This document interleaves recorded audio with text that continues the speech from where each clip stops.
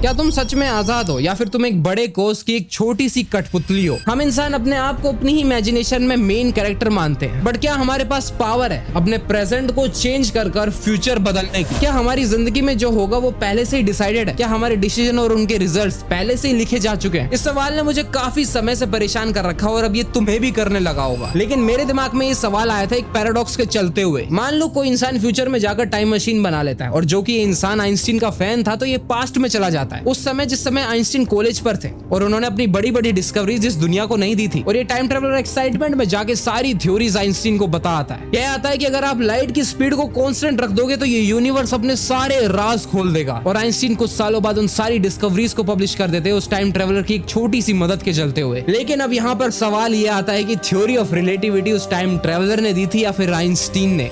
और अगर तुम इसका जवाब ढूंढने जाओगे तो तुम्हें इसकी शुरुआत में इसका अंत मिलेगा या फिर इसके अंत में इसकी शुरुआत। लेकिन अगर तुम इसे गौर से देखोगे तो तुम्हें एक लूप होल बनता हुआ दिखाई देगा कि कैसे आइंस्टीन ने अपनी डिस्कवरीज इस दुनिया को दी जिससे हम इस यूनिवर्स के बारे में जान पाए। और इन्हीं सब मदद के चलते हुए टाइम ट्रेवलर टाइम मशीन बनाता है जिससे वो पास्ट में जाकर आइंस्टीन की मदद कर पाता है। जिससे साफ पता चलता है कि इस पैराडॉक्स की ना तो कोई शुरुआत है और ना ही इसका कोई अंत है। ये एक नेवर एंडिंग लूप है जो हर यूनिवर्स में चलेगा। और इस पैराडॉक्स का नाम है द बूटस्ट्रैप पैराडॉक्स। और ये पैराडॉक्स साफ कहता है कि जो होना है वो होकर ही रहेगा। बट इस नेवर एंडिंग लूप होल में एक छोटी सी छेड़खानी की जाए तो फॉलो एंड सब्सक्राइब कर लेना, अगली वीडियो आते ही पता चल जाएगा। Bye bye.